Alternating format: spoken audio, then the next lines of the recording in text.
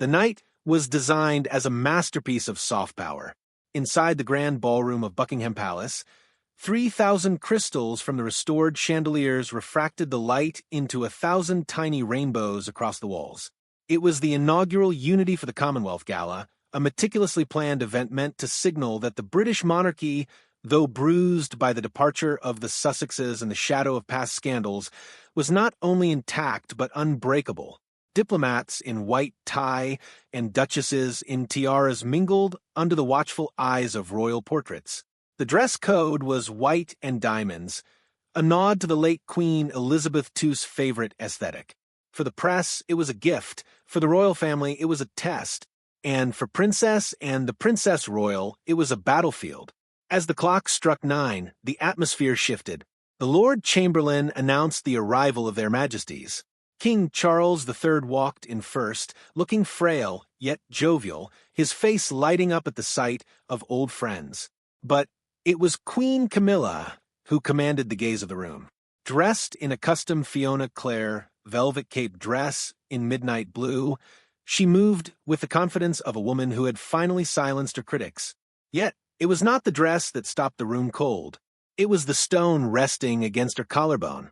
The Williamson pink diamond brooch, a flawless 54-carat gem given to Queen Elizabeth II as a wedding gift in 1947, blazed under the lights. It was a piece of history so sacred that it had only been worn twice in the last decade, and yet here it was pinned to the chest of the woman many still referred to as the former mistress.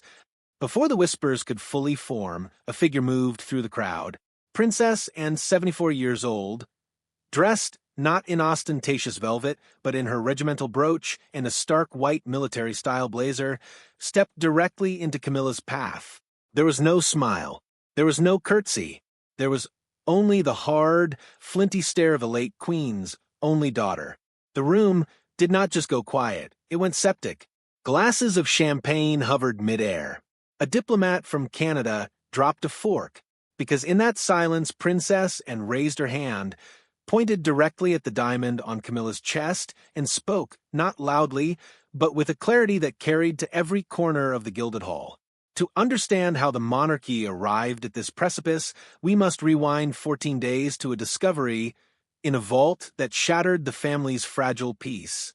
It was a Tuesday morning, damp and gray, and was performing her regular, unglamorous duty as the warden of the royal coffers, a role her mother entrusted to her and was the only one who treated the crown jewels as historical artifacts rather than fashion accessories. She had requested access to the private safe deposit box at Garrett & Company, the crown jewelers, to inspect pieces designated for the gala. Specifically, she was looking for the Grieville Emerald Kokoschnik tiara, a piece Camilla had expressed interest in wearing. But when the vault was opened and didn't look at the tiara, her eyes fell on the empty velvet indentation in the tray next to it. The space marked Williamson pink. Security footage from the palace was murky. The official log showed the diamond had been transferred for cleaning, and knew the protocols. She had helped write them. Royal jewels do not leave the vault without the monarch's signet stamp, and Charles had been in Scotland for the last 10 days. The search for the truth led, and to the one person who owed her a favor, a junior dresser who had recently transferred from Clarence House, Camilla's former residence, to St. James's Palace. Under the guise of a routine audit, the dresser revealed the gossip circulating the lower floors. Queen Camilla had commissioned a private jeweler to alter the clasp of the Williamson brooch. She wanted it converted into a pendant, a change that required the stone to be out of the vault for weeks, not days. The conflict between Princess and Queen Camilla is not merely about a diamond. It is a half-century war fought in the salons of the aristocracy. To the public, Camilla is the love story of Charles. Camilla is the woman who destabilized the crown for decades. Sources close to the palace have long hinted that and never forgave Camilla for the turmoil surrounding Charles and Diana. While and remained fiercely loyal to Diana during the 1990s, maintaining a friendship that surprised many, she viewed Camilla's persistence as an existential threat to the monarchy.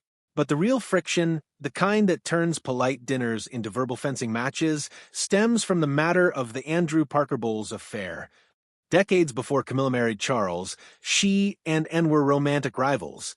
In the early 1970s, both women were vying for the affection of a dashing cavalry officer, Andrew Parker Bowles. While Anne was a teenager with a fierce crush, Camilla, slightly older and more calculating, ultimately won him, marrying Andrew in 1973. Though Anne went on to marry Mark Phillips, insiders claim the sting of that rejection and the subsequent collapse of the royal family's image due to the Charles-Camilla affair never fully healed. Fast forward to the reign of King Charles III, and has privately referred to Camilla as the office manager, a passive-aggressive slight, implying that Camilla is a bureaucrat, not a royal. In contrast, Camilla views Anne as a dinosaur, a rigid traditionalist who refuses to modernize. When Camilla requested the use of the late Queen's most personal jewels for the 2023 coronation, specifically the George VI Blue Sapphire Suite, and reportedly vetoed the request, leading to fiery arguments behind closed doors. But the final straw before the gala was not a jewel. It was family. Just weeks before the event, tensions in the family erupted over the fate of Prince Andrew. While Camilla and King Charles were adamant about keeping the disgraced Duke of York frozen out of royal life, stripping him of his HRH styling and military affiliations, Anne took a different stance. Privately, Anne argued that their mother, Queen Elizabeth II, would have wanted more discretion. She believed Andrew had been kicked enough and that Camilla's hardline stance was cruel and motivated by a desire to erase the old guard. The argument was explosive. Witnesses in the palace corridors reported hearing raised voices from the king's study, a rarity in the usually stoic household. Camilla reportedly told Anne that Andrew was lucky to still be breathing British air, while Anne accused Camilla of enjoying his downfall. It was in the wake of that vicious row that the Williamson diamond went missing, and ever the pragmatist connected the dots. She realized that Camilla's demand for the jewels was not just about vanity, it was about power. By wearing her mother-in-law's most iconic stones, Camilla was trying to erase the memory of the late queen and replace it with her own visage. By the morning of the gala, Anne had assembled her evidence. She had the testimony of the dresser, the missing logbooks, and a photo of the altered clasp. She did not go to the king. She knew Charles, desperate to keep the peace in his marriage after years of waiting, would fold. Instead, she went to the one man who outranked her in protocol but respected her in practice, the Lord Chamberlain.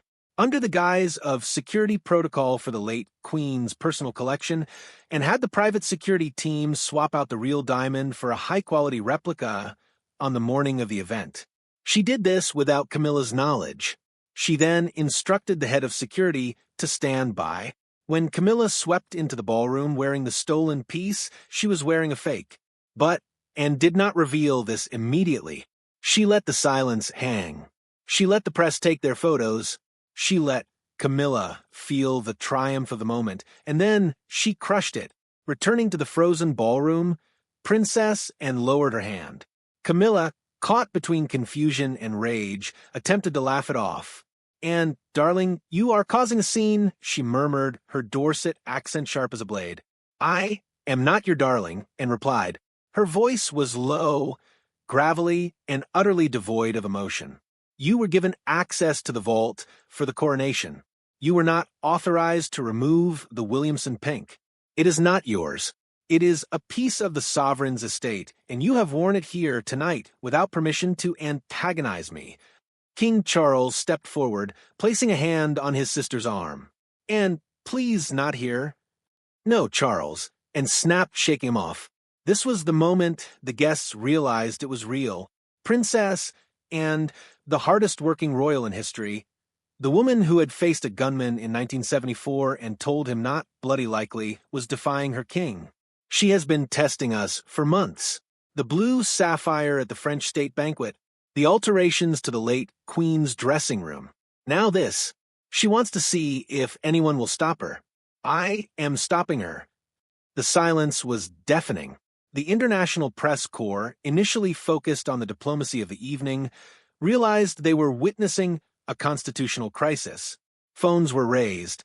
Live feeds cut to close-ups of Camilla's face. Queen Camilla's expression shifted. The polite mask dropped. For a split second, the room saw the steel that had kept her going through decades of public hatred. She touched the diamond at her throat. "This is a replica," she said suddenly, her voice trembling with fury. "I had the original secured. I am not a thief, Anne. I am the queen." And nodded slowly. "I know it's a replica," she said. "I ordered the swap this morning. The original is back in the vault, where it belongs, under my seal. You lost the right to touch my mother's jewels the day you tried to evict Andrew without a proper vote from the family council." At the mention of Andrew, Camilla's composure finally shattered. The feud that had been simmering for months, the arguments over the disgraced prince's fate, boiled over into the public sphere. "You dare defend that man? In front of the world?" Camilla hissed. "I dare to defend the institution," and said, "You are a consort, not a regent. You do not get to rewrite history. You do not get to steal the symbols of my mother's reign to legitimize your own. Take it off." Camilla's hands shook as she reached for the clasp. The replica diamond fell into her palm. She did not hand it to, and she dropped it onto the tray of a passing footman as if the stone had burned her. She turned and walked toward the side exit of the ballroom. She did not run. Camilla is far too proud for that, but she moved quickly. The king, caught between his wife and his sister, looked utterly lost. He gave a weak, apologetic smile to the room and followed his wife into the corridor. As the doors closed behind them, the murmuring erupted into a roar. Ambassadors turned to their aides. Duchesses whispered behind their fans. In the modern era, the line between public duty and private warfare had finally been erased. Princess Anne remained standing in the center of the floor. She adjusted her blazer, turned to the master of ceremonies, and nodded. "Continue with the program," she ordered. And they did. The string quartet struck up a waltz. The guests, traumatized and thrilled, began to dance. But the story was already leaving the building. Within minutes, social media was ablaze. Headlines that were supposed to read, "Unity Gala a success," instead screamed, "Anne versus Camilla, the jewel heist that broke the palace." In the weeks that followed, the palace attempted a damage control strategy known as the Sandringham Shuffle. King Charles and Princess Anne were photographed walking to church together, laughing, attempting to prove that the sibling bond was intact. But the photos did not include Camilla. She remained at Birkhall, ostensibly ill. The question that divided Britain was not about the diamond itself, but about the method of its return. Did Princess Anne do the right thing? Or did she commit an act of lèse-majesté that wounded the crown irreparably? Supporters of Anne argue that she acted as the guardian of the late queen's legacy. For decades, Camilla has been accused of trying to furniture shift the monarchy, replacing trusted courtiers with her own friends, altering royal protocol to suit her comfort, and most critically, claiming jewelry that held deep, sentimental value for the Spencer family and the Windsor bloodline. By calling Camilla out publicly and ensured that no one could ever accuse her of a cover-up, she brought accountability back to the firm. Furthermore, the defenders point to the Andrew argument. While the public detests the Duke of York within the family, Anne's loyalty is seen as a virtue. She is the anchor. She believes that if the king and Camilla are allowed to exile a brother without family consensus, then no one is safe. The diamond, in this context, was merely the battleground for a war over the soul of the family. Critics, however, see the event as a disaster of epic proportions. They argue that Anne, for all her hard work, lacks the diplomacy required for a modern monarchy. By humiliating the queen consort in front of the world, she did not defend the crown, she destabilized it. They note that the monarchy's power relies on mystery and unity. Once the public sees the royals screaming at each other over diamonds, once the magic is gone, it is impossible to get back. We return to the vault. The door closes. The alarms are set. Inside, under the glow of a single LED light, the Williamson pink diamond sits in its velvet case. It is cold. It is silent. It is exactly where Princess Anne placed it with her own hands. Princess Anne walks down the private corridor of Buckingham Palace. The night is over. The guests have gone home. The press has filed their stories. She passes a portrait of her mother, Queen Elizabeth II, painted in the 1980s, wearing that very diamond at a state opening of Parliament. And pauses. She does not smile. She does not cry. She simply nods at the painting, a silent acknowledgement between sovereign and subject, mother and daughter. She has done what she was bred to do. She has kept the crown safe, not from Republicans or from the press, but from those who would wear it lightly. In the history of the British monarchy, there have been queen consorts who changed the world and princesses who changed the tide of battle. But rarely has there been a moment as stark, as shocking, and as terribly raw as the night the Princess Royal looked the Queen in the eye and said, "You are not my queen. You are just wearing the clothes. The diamond stays. The silence remains. And the world waits for the next chapter in the most extraordinary family feud of the 21st century." This script is a work of creative nonfiction inspired by public reports of tension between Princess and Queen Camilla regarding royal protocols, jewelry usage, and the treatment of Prince Andrew. While real historical tensions exist, the specific dialogue and moment of public confrontation are dramatized for narrative effect.